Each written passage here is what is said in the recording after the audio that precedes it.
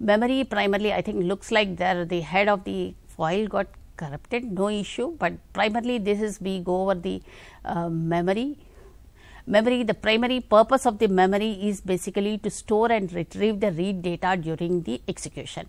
As we all said, processor definitely has to have the data, and everything in the SOC or any of the VLSI field is 0 and 1. Okay, digital field is all 0 and 1, there cannot be any intermediate value unless it is an analog one, and what it gets stored in the memory is only 0 and 1. Okay, and we have different types of the memory which we are going to think based on the functionality. In general, we speak like, okay, what is the RAM capacity? Whenever we go to buy a mobile, we say, yeah, based on the RAM, the price of the mobile device changes, and based on the RAM, then the amount of the movies or the audio data what you can store varies. With that context, basically all these types of memories, when there are various categories of memories which are generally available or used in the complete SOC. With that, if you look at it, we have two types of memories, on chip and off chip. What does on chip memory indicate? On chip memory indicates whatever can be part of the chip which we are going to perform, means SOC which is going to be there. Off chip means whatever is the memory which will be there on the device which you are going to buy, but it will not be part of the SOC, means you are going to have an interface to interact with that one.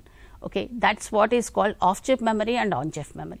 Coming to the on chip memories are very carefully planned and adapted in the SOC. What is the primary reason for it? If you look at it, the real estate which we have it on die is very expensive, means the smaller the size, the better the power, better the like on the wafer, the number of dies you are going to get, that all will result into the benefits what we are going to get it, and in view of that, the number of the on chip real estate is very expensive. With that, there will be a right calls and decisions made with respect to the on chip memory. Okay. In the on chip memory types, we are going to have various, like first thing, this is the cache which all of you are aware of it. There are L1 cache, L2 cache and L3 caches, multiple 3-level caches will be there given this thing. When way back when I was in a college, we used to have only one L1 cache, and after that everything is off chip memory. But today we have various other memories which are being formulated. We will go into details of the caches, but let us look at on chip memories, what are the various types. Then we have a tightly coupled memories. As you all know, L1 cache is very in near proximity to the processor, and the number of cycles it takes to number of cycles for the access, it has its only cache eviction, table, tag RAM, everything will be there. But tightly coupled memories are the memories which are closely associated with the processor, means in a single cycle processor can access it. But what is the penalty we are going to pay for it?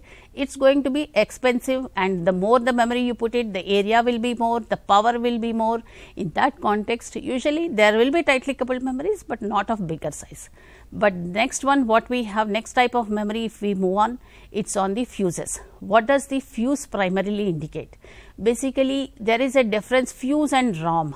Fuse and ROM both are read-only memories or a read-only devices. But what is the difference? ROM gets manufactured, ROM gets populated or burnt during the manufacturing. But fuse provides you an option to change or program post fabrication also. Post the device is available in the lab, you can program the fuses, and that is where we have the option. That is the difference between fuse and ROM. But what is the complexity? The ROM size is bigger, and what is the complexity of the fuses? The fuses, you can burn them. Usually the primary applications today in the fuses is primarily the security key. If you go to the encryption algorithms, right, we have a public key and private key. Private keys are stored inside this one, inside every SOC what they manufacture, and public key is published, and whenever any transaction happens with this public key and private key pair, we need the security negotiation happens. Okay. And the one more thing, next one is the scratchpad memory. What is scratchpad memory? Scratchpad memory is not something which is, it is again an on chip memory, but usually we are going to It's like, it's not a cache one which has a tag RAM and all that, but it's a direct accessed memory with a longer latency cycles from the processor. Okay. And the last one is a type of memory is a FIFO. Usually FIFOs are basically we don't call them as a memory, but it's a structure which actually enables a data transfer from one component to the other component. You can take it in that point. Okay. Then now let's move on to the off chip memory. Okay. Off chip memories, as we see, we have the dynamic memories and the flash devices. In this there are multiple variations and versions available, but for now we will actually go with the names dynamic RAM and flash, EEPROM, EEPROM, ROM, many things are there, but all this come under like at a broader category I have listed down, then DRAM and the PROM. Okay. The next type of classification which comes based on the retentivity. Okay.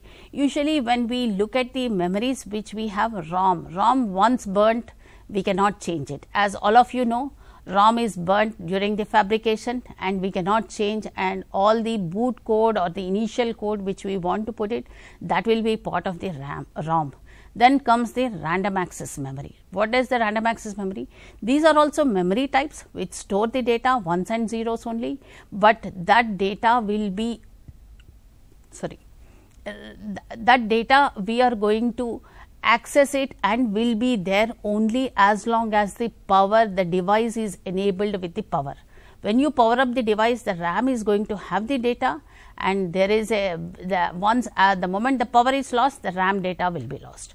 Okay. And the next category of is the fuse. Fuse, once you burn it, you cannot change it, but you can program the fuse after the device is in the lab. Okay, the chip is in the lab. Then the next one comes as the dynamic RAM, where the memory usually requires to be refreshed continuously. It's not that basically the power is the main thing, there is a self refresh mechanism which is required for it. Next is a flash and DRAM or the off chip memories, and you can program the flash once, and once the flash device is programmed, post that one the data can again be overwritten. Again you can burn the flash, it is not that you cannot reburn the flash, but you can again erase the flash and then reburn that also. That is where the retentivity, based on the retentivity, we have different types of the memories available. Usually next comes is the category number of ports. Usually I have listed only the generic categories which are used, but based on the requirement and the processor applications, there are many different types. Like usually normally we have single port memory, two port memory and dual port memory, but for the processor applications, right, when multi-threaded operations have to be done in graphics, they have like 2 read, 5 writes and multiple operations are there. Based on that the configuration comes in, but in general when we look at it, they have single port memory where read and write happens. There is only one read port or write port, we do not have multiple ports. When it comes to the two port memory, there is one read port and one write port which are exclusive. They are not, they are mutually exclusive, read and write. Then the dual port memory, we have 2 ports of memory are available, but both are enabled to read and write the memory. Okay. But there will be a conflict, and all how the conflicts are managed and all that, that is again a bigger topic to be covered. But for a broader things, if you look at it, we have single port, dual port and the 2 port memories. Okay. As I indicated, let us go into some details of the cache. What does cache mean? Okay. What is the purpose of the cache? Why do we need it? Improve the processor performance, we have caches. But why it is, the more the cache size you have to the proximity of the processor, it is very expensive. Why is it expensive? Because the processor today are running at a higher speed. When you have the cache in its proximity, it also need to run at the same speed. Okay? And designing a processor or a memory which of high speed itself, it is actually a bigger challenge. Processor you can scale up to 2 gigahertz and 3 gigahertz. Scaling a memory to that speed, it is a bigger challenge. Okay. And added to that, the moment the memory runs at a higher speed, then the power consumptions also will increase. Okay. but processor is when some operations are performed, processor come into picture. But when memory comes only when some data has to be stored, means based on the application, what is the required amount of the data, then accordingly the caches are planned. As initially we used to have only level 1 cache, and after that only outside the memory. Later, based on the complexity of the processors, the performance requirement and data requirement, we started moving and saying that level 1 cache closely associated with the processor, level 2 cache it's at the next level proximity, and level 3 cache is the it's farther from the processor away. Okay, if you look at it today, all the processors are coming into multiprocessor design. With multiprocessor design, what happens is level 1 cache is the first level of cache which they are going to have it, and level 2 cache basically usually it is shared across all the processors which are of same type and which have to work coherently. The level 2 cache is shared. Okay, and then we have the level 3 cache which comes outside which is at the next level, where the cache is shared not only with the processors which work coherently, but also with the processor which are meant for the other applications like graphic processors or power management processor. If you need to work all of them in coherency, right, then we are going to have the level 3 caches. But whatever I indicated, right, this is not any it's like a thumb rule you can assume, but it is not that this way only it has to be done.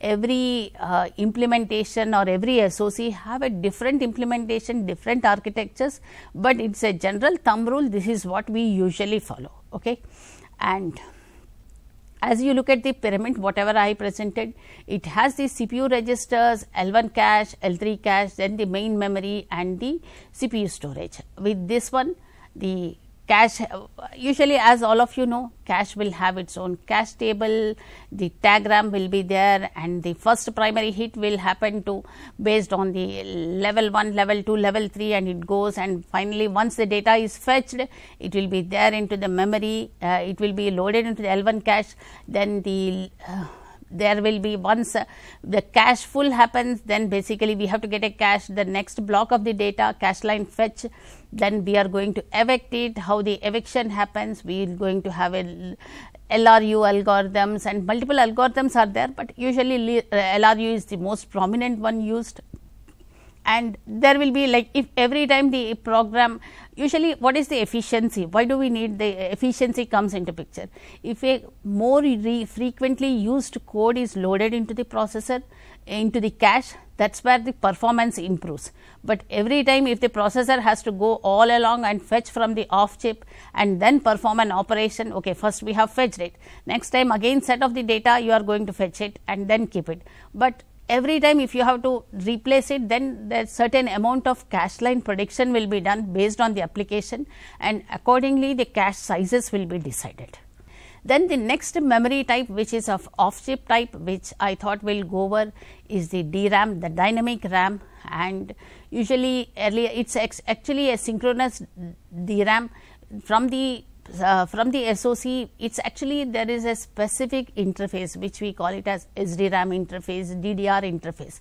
In this we have multiple versions. Okay, earlier we used to be, when I started the career, we used to have DDR1. Wow, DDR1 is a new protocol because SDRAM was there, only single data. Every clock data used to be read or written, but later they said, okay, dual data rate, fine, let us try to do that one.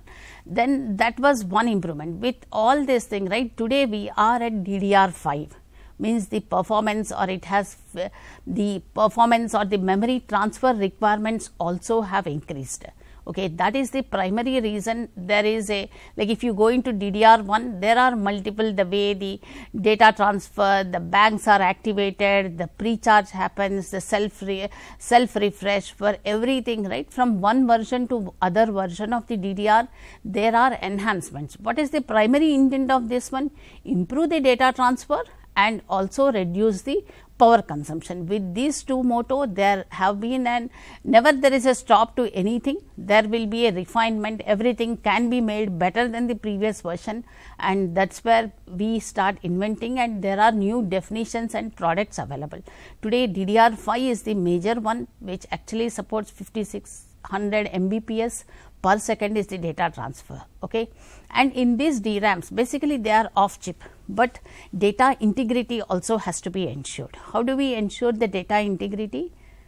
All of us know it is basically with ECC, means that again, even though it is an overhead to the data, we have the bits associated with it, and it performs the error correction, single error correction, double error detection, where the standard algorithms will be used, but there will be an additional columns which are added to perform this one. Okay. With this, before we go to the next one, and I would like to mention in the caches, basically all these caches are going to have the instruction cache and data cache. Instruction cache primarily we usually drive to have an error correction. Okay. Ensure that there is no error detection is the primary one. There will not be error correction also will be there, but error detection will be mandatory, so that the instructions, if we observe any malfunctioning or the way the data is being transferred, then we will flag that as an interrupt to the processor, and processor will get into a mode which is a debug mode or a standby mode, so that the data does not get corrupted.